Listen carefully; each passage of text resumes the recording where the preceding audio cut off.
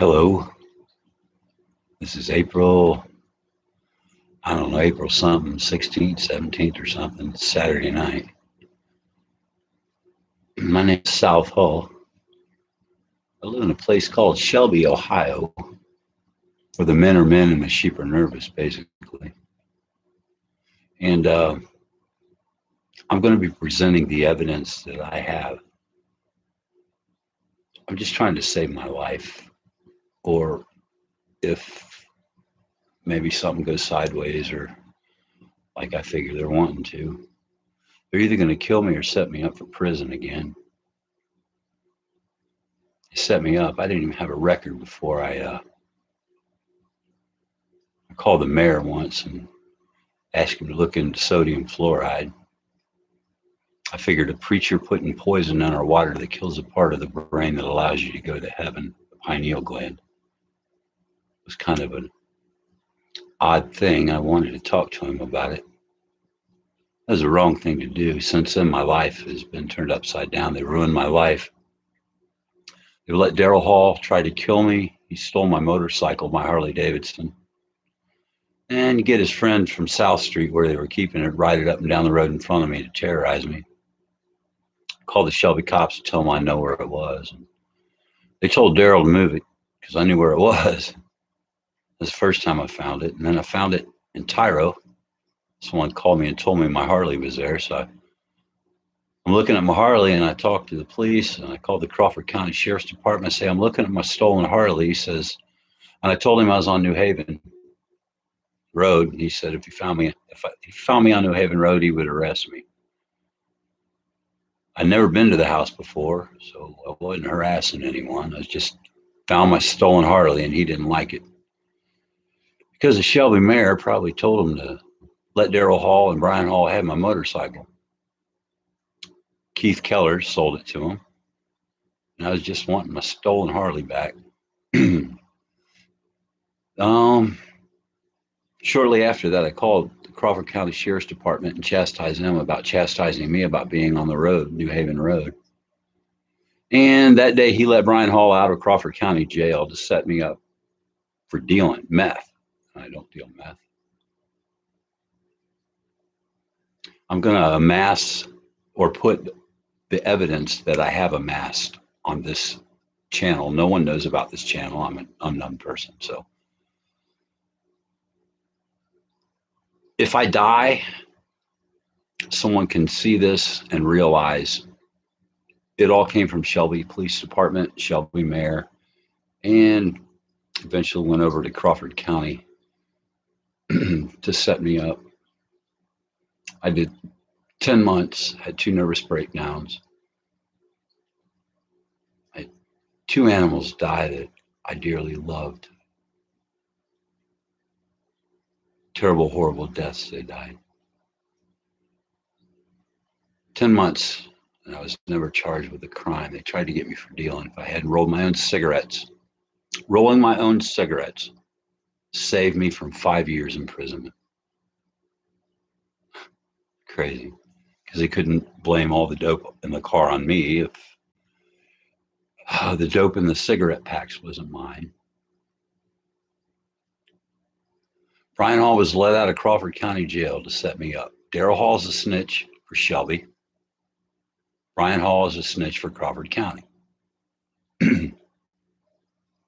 I will be presenting my evidence and chronicling it and archiving it here. Just so if they kill me or they set me up again. I told Shelby Police Department approximately 10 days before I was set up, I was being set up, all the evidence that I've amassed, and I gave Shelby Police Department. They're deleting all the exculpatory evidence. I mean, it's nuts. Brian Hall sent at least one picture of me to Crawford County Sheriff's Department, so they knew who to set up, or they know who to set up when they pulled me over. So they received my picture before they arrested me, exculpatory evidence. My lawyer, Brad Starkey, when I was there, refused to even write down that I was set up, and he refused to get my exculpatory evidence, which was 2 rooms away. He could have walked over and said, "Let me see your, camera," and he could have, or their phone. He could have gotten my picture off of it and proven that I was set up. And he refused to call Shelby and get a copy of the report that I made with the dispatcher in Shelby. I made a very detailed report that Daryl and Brian were going to set me up because Daryl was bragging about it. And he said, "You got Brian in this now." Well, Brian Hall was let out of jail that day to set me up for prison. Every cop in Shelby knew I was set up. Every one of them let me sit in jail for 10 months, knowing they had my exculpatory evidence there, and they refused to do anything with it. They just left me sit there. 10 months, they let me sit there. They ruined my life on purpose. Lance Combs and Daryl Hall would sit down in front of Daryl's house in the middle of the night, looking at my house when I first got my security cameras up. And for up to an hour, they just sit there and look at my house and talk. Then the cop would drive away, and Daryl would get worse with his death threats. I heard him say, "Lance Combs told me I could do anything I want to that motherfucker." That's what Daryl Hall said. They've told him and protected him. They've kept him out of jail for burning a house down on South Street. And Bruce Hartz and Lance Combs were in on that. Every cop in town knew that Daryl Hall had my motorcycle. And even when I was ordered into court to testify against Daryl Hall, answering a subpoena, there's a cop named Fetzer. He was a guard at Shelby. He was there guarding the courthouse when I was there. He and Daryl was standing all the way across the room, talking so loud that I could hear him. The only thing they had to talk about was how nice it is to have a Harley Davidson to ride. Now, that cop knew that Daryl Hall stole my motorcycle. He's standing right next to Daryl Hall, snickering at me, talking about how nice it is to have a Harley Davidson to ride. Totally making fun of me about Shelby cops allowing Daryl Hall to keep my stolen fucking Harley Davidson motorcycle. The next day, that cop shows up to my fucking house and tells me he wants to Mirandize me about the disturbance yesterday at the Shelby Police Department. There was no disturbance. The only disturbance that could have happened was from the cop teasing me standing next to Daryl about Daryl stealing my motorcycle. And now he wants to Mirandize me, tell me I did something wrong the previous day in the police station. Why didn't he arrest me the previous day in the police station? Because it never fucking happened. He's a mental midget, and he showed up at my house to Mirandize me and put me under oath when he already had a court order in his pocket that he rose his hand to God and swore that I broke the law the previous day. He lied to the judge, and now he's lying to me when I ask him, who's the complainant? He said, the prosecutor. That was a fucking lie. Fetzer, it was a lie. You were the complainant. After that, when I asked him again I wanted a written statement from the prosecutor. He told me the dispatcher was the complainant. Well, the dispatcher's got something called a radio on her head. She could have called the cops if I was causing a disturbance, and I would have been arrested. Again, he would have arrested me. But the judge in Shelby let him get away with it. I had to get a Freedom of Information Act / public records request a year later to find out Fetzer was a complainant. Why wasn't he the arresting officer? Because it never happened. Fetzer, you raised your hand to God. You swore to a judge that I broke the law. That's 2 lies, Fetzer, you evil little fuck. I'm going to expose you, dude. I'm going to expose you, man. And Shelby Mayor, if you don't give me my name back, and my mother has to live the rest of her life thinking I lied to her about being set up, I'm going to make you famous. You make my mother cry again with your lies. You have ruined my life with your lies. I'm going to do worse than that with you, with the truth. You're a preacher. You're a mayor. You want more money from us every year to help our children learn, but you take away their IQ with the poison that you put in our water, sodium fluoride. Adolf Hitler's liquid lobotomy, he and Joseph Stalin, they tortured a lot of people with that, making them drink it. The crust they took out of chimneys. The crust they took out of chimneys of their smelting plants. And you put it in our water, preacher. You love us at least as much as Hitler loved the Jews, because he gave it to the Jews. Let that sink in, preacher. You put Hitler's poison in God's water, feed it to God's children, send them to hell because you kill the pineal gland and you cost them at least, 15, 20, 25% of their IQ by slowing the firing of the synaptic nerves in the brain. You do that, preacher. And then you want more money from us every year for taxes to help our children learn.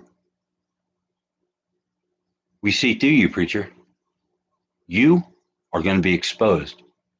And if I have anything to do with it, the poison preacher from Shelby will become a household name. You better give me my name back, and you better tell the truth. Asking a preacher to tell the truth. Why doesn't that preacher tell the truth to begin with? Are you a Jesuit priest? Or, why do you think it's all right to send people to hell with the part of the brain you kill and diminish their IQ? Not just their IQ, their recall, their balance, anything that has to do with the synaptic nerve firing in the brain, which is everything. Every action has to have its nerve fire first. But the preacher with the poison from Shelby, Ohio, is killing it. Where do we get our poison from that you put in our water? What, China? It's illegal in China, so they sell it to us. I'm sure their quality control is very good about the smokestacks that they got to clear out from their atomic weapons or their smelting or their fertilizer plants. That's what you put in our water, and we know it now. You can't deny it now, preacher. I'm going to expose you, man. I'm going to expose you. And I don't care if every other city in the world does it. You're a preacher. You're a preacher of God's word. God help us, man. When the truth is considered heresy, that is the day of ultimate deception. When a preacher can put poison that's made by Satan in God's water and feed it to God's children and claim to be a man of God. You disgust me, preacher. And when you left me sit in jail for 10 months, knowing that you had my exculpatory evidence on tape, I'm going to expose you, preacher. I'm going to expose you. You should never have set me up. And when you let Daryl Hall try to kill me, and your chief of police covered it up before and after the fact, he tried to kill me, took all the lug nuts off of my car, and your cop, Lance Combs, told me he would arrest me if I didn't get off the property when I tried to report attempted murder. Hello, I'm here. Someone just tried to kill me.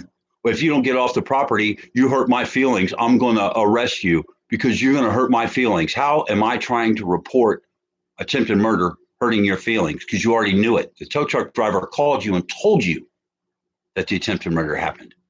You wouldn't even let me come in the station. You met me in a parking lot. You knew it before I got there. Then you called Daryl Hall and told him about it. I'm going to expose you too, Lance Combs. I didn't want no animosity. I didn't want anything bad about you. But I know one thing. You're an evil man. And I think you're on the deficit end of a brain to body weight ratio. I'm going to expose you all. I've called the federal authorities, FBI. There was a nice lady in the FBI took my statement. And I hope to God she does something to you, with you, because we have no oversight, no civilian oversight whatsoever. The Shelby Globe, they call it, the paper, it's a waste. They don't want truth. They don't give a shit about truth. They said, I don't care about the truth. I only print the police reports. When I asked them if they wanted the truth about a front page story they had, Rick Parsons said he got beat up by 5 people. He didn't get beat up by 5 people. got his ID confiscated for saying he's a federal drug enforcement officer and putting people on the hoods of their car and searching them. But you don't want the truth. You just print the police reports. I'm going to expose this town, man. I'm going to expose this town. Y'all should have killed me. Y'all should have not hired Daryl Hall to kill me. You kept him out of jail, let him burn a house down, tried to kill me, covered it up before and after the fact, Lance Combs. And you let him ride my Harley Davidson in front of me to terrorize me, or his friend did on South Street where he was keeping it. And then you told him I knew where my Harley was. You declared war on me, Lance Combs, through your mayor, and you didn't have the balls to tell me. Well, you're a mental midget. You're a mental midget, and you hired a retarded man, Daryl Hall, to kill me. And then you covered it up after he tried. Lori had all of her lug nuts off of her car that night, too. The same night, the same two people he told he burnt that house down, both of them had their lug nuts off. What would you have done if she would have put her 3 kids in that car and all of them died? If I hadn't come home and told them about my car, they wouldn't have the balls or the nerve to check their car. They wouldn't have known. And what would you have done if there were 5 deaths on your hand that day? Would you have covered that up too, Lance Combs? I think so. You would have covered that up too. Y'all been terrorizing this town since someone shot Danny Davis in the face in his car and left him there to die. Lance Combs, Jeffrey Epstein didn't kill himself, and neither Danny Davis. We need help here, and I'm going to expose this town. If I die, it's because I'm exposing this town. Well, this is number 1. See if I even live to number 2. Oh, well. Now they say I'm crazy. This town is fucked. If you don't live here, don't ever come to Shelby, Ohio 44875. This is evil personified. I hope I see you all again. Jesus be with you and God bless.